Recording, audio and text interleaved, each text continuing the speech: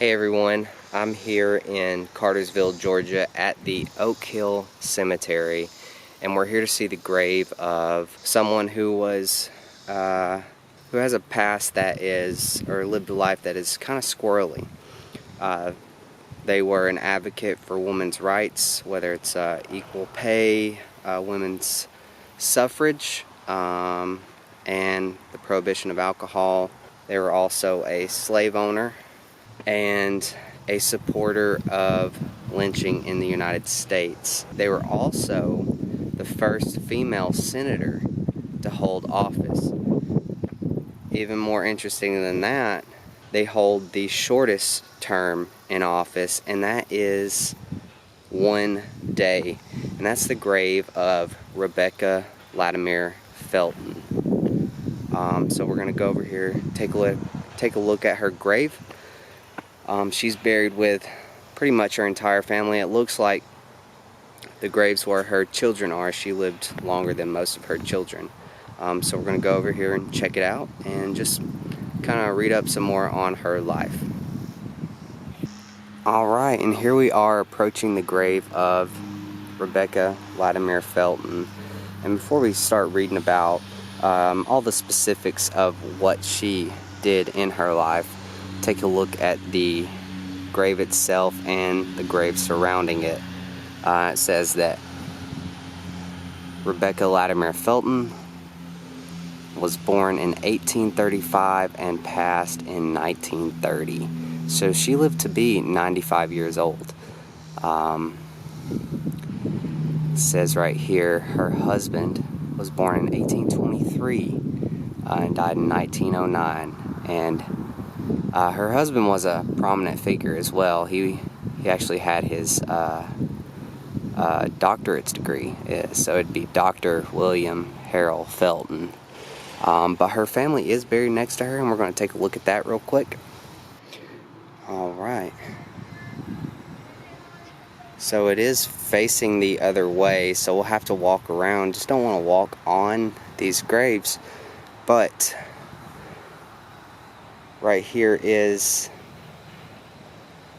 the actual resting place, another place marker of Rebecca Latimer Felton, and you can see that it is wearing off substantially, especially on this grave right here.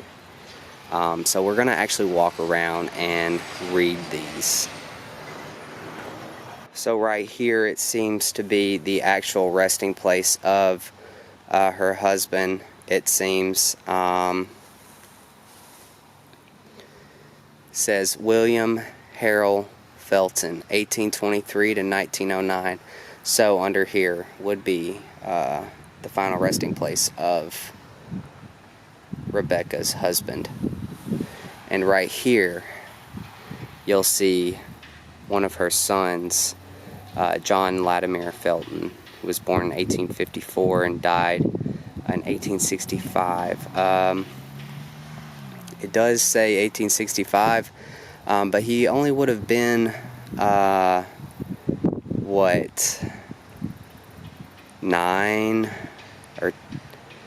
11 whenever he passed. So I wouldn't say it's due to the Civil War. There's a lot of reasons why children could have died during this time.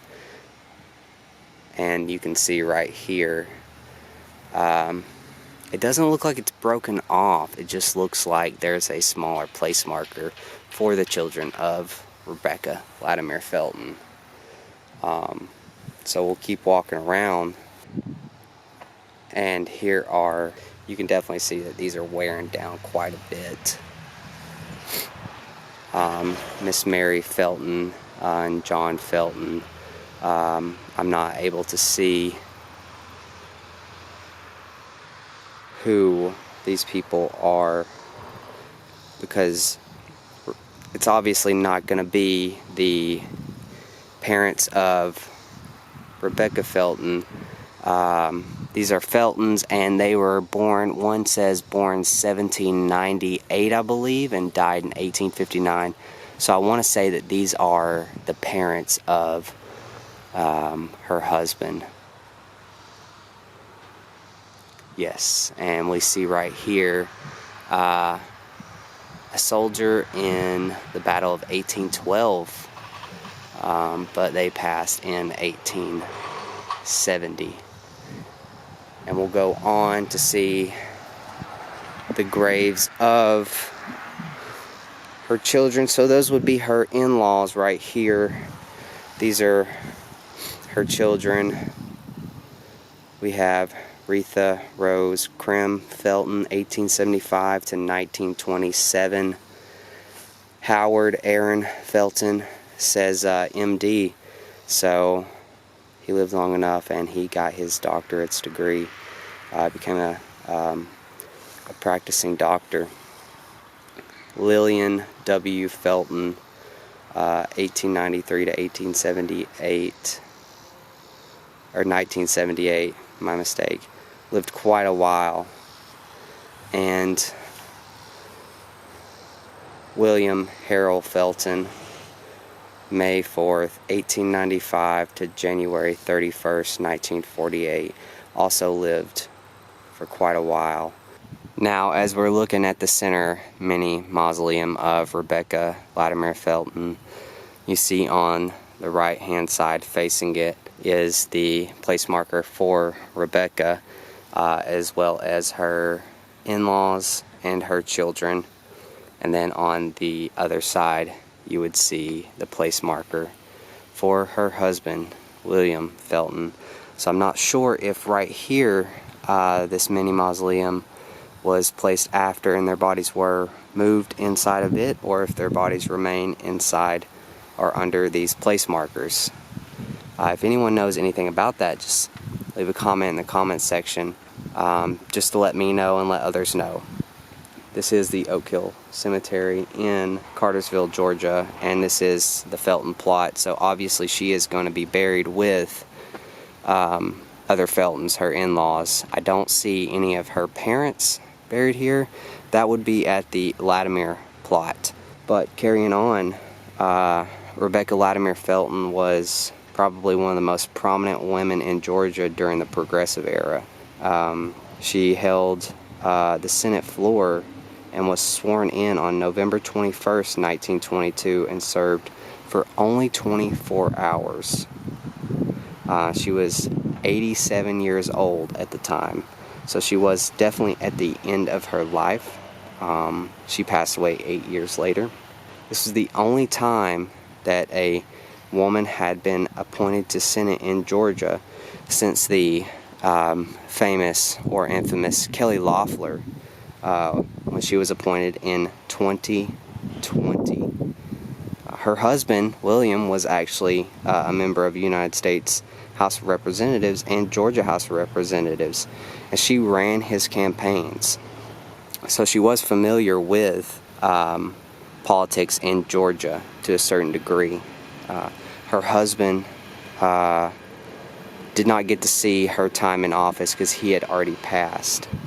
So it is unfortunate, and most of her children would have passed at the time too.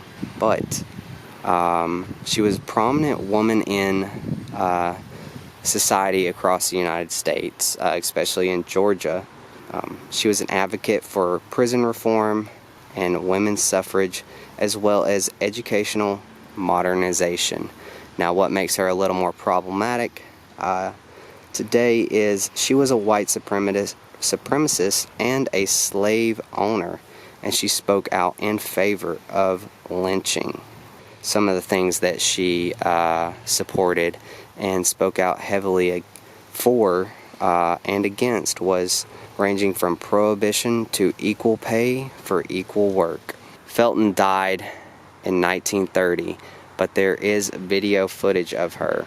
She was interviewed on film in 1929, discussing her political accomplishments and her memories of witnessing part of the Trail of Tears that occurred around the year 1838.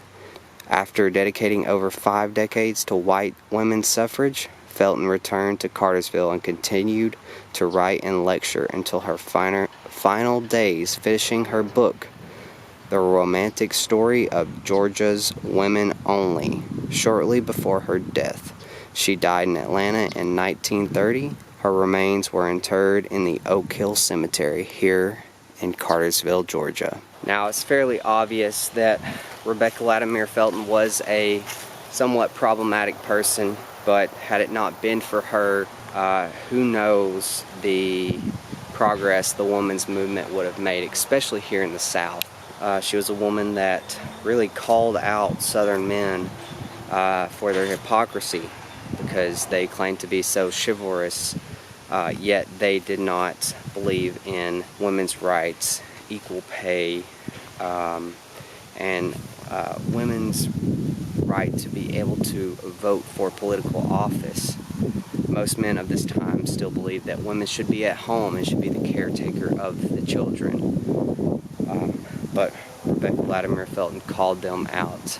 Though she was a slave owner, and believed in this idea of lynching, it's where it does get a little dicey, because we know that lynching in America claimed more lives of innocent people than it did actually guilty people, whether they are black or white, and in some cases Jewish. And we know that with the accused murderer of Mary Fagan, who was stolen from his jail cell or holding cell and taken and lynched by a mob.